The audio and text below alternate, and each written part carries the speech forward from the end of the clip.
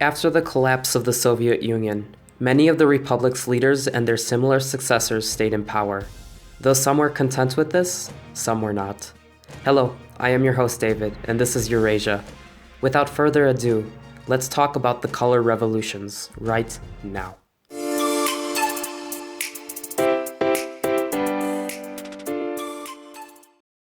The Soviet Union's collapse created a power void in all post-Soviet countries that affects each and every one today to a certain degree.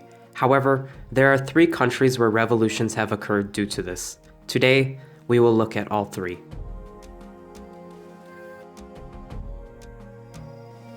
The Rose Revolution took place in Georgia, where, from November 3rd to November 23rd of 2003, angry Georgians took to the streets of Tbilisi. A day prior to the revolution's start, Georgia held parliamentary elections that many knew would not be free. Nonetheless, with perhaps ridiculous hope, many citizens vociferously demanded free elections. The election results, needless to say, would be noticeably rigged. Within the next few days, Georgians across the country protested. Opposition leaders would name President Shevardnadze as the main reason for the unfair elections. Eduard Shevardnadze has a long history as a politician in the Soviet Union. He served in the military until 1972, then soon after was named the first secretary of the Georgian Communist Party, and later the Soviet Union's Minister of Foreign Affairs, where he'd remain until the Soviet Union's collapse. After this, he served in the Georgian parliament until he assumed the role of president in 1995. From 1995 till 2003, he would serve as president. Corruption and economic problems were rampant throughout his term. On November 22, 2003, the president attempted to open a new session of parliament. 2 of the 4 parties seen this as the final straw, and parliamentarians from those 2 parties would crash the session while holding roses in their hand. Shevardnadze looked for military support, but the military refused to help him. The next day, on November 23, 2003, he met with the opposition leader, Mikhail Saakashvili. By the end of the day, the president handed in his resignation. Though the Rose Revolution improved the democratic institution in Georgia, Georgia still has a far way to go in order to have the same strong democracy that many Western European countries have. 1 year later, the citizens of Ukraine took to the streets as well.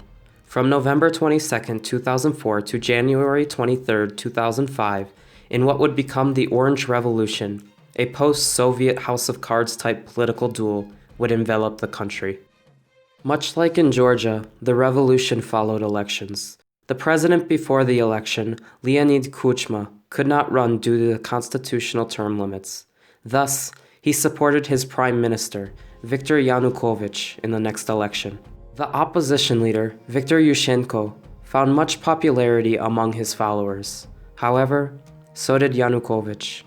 In the primary elections on October 31, 2004, Yanukovych and Yushchenko both received about 39% of the vote.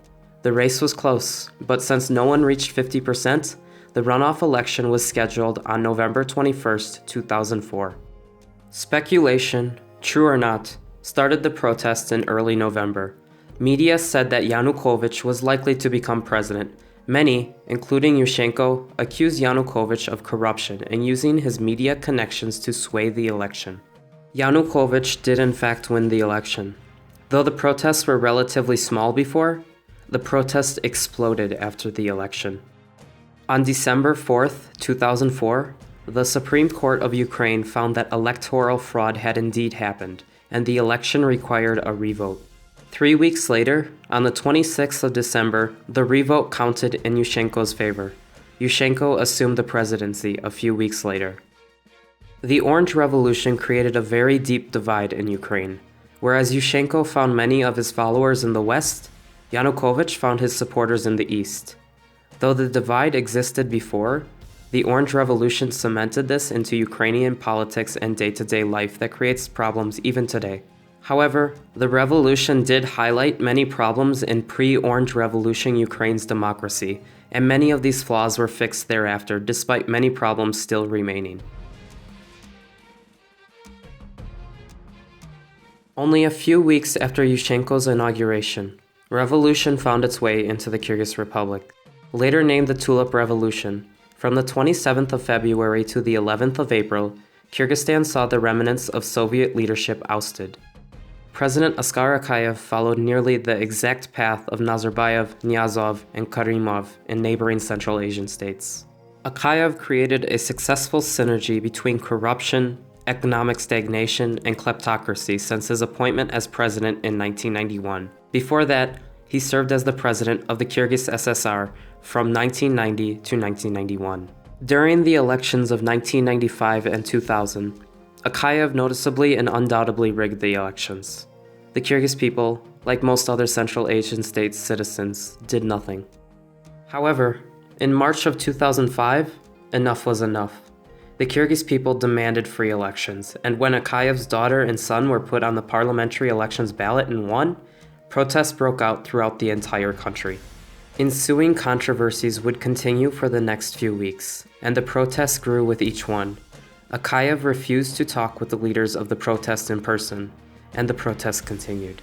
However, on March 23, 2005, the breaking point happened when Akayev fired the interior minister and general prosecutor because they had not been tougher on the protesters.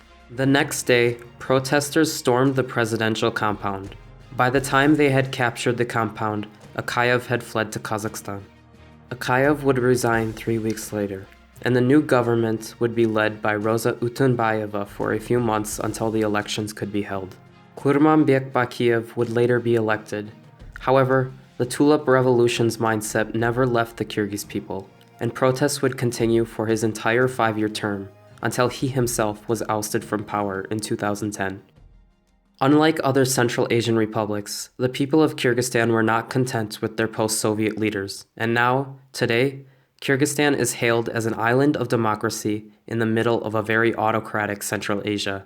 Yet, just like Ukraine and Georgia, Kyrgyzstan is still far from a perfect democracy.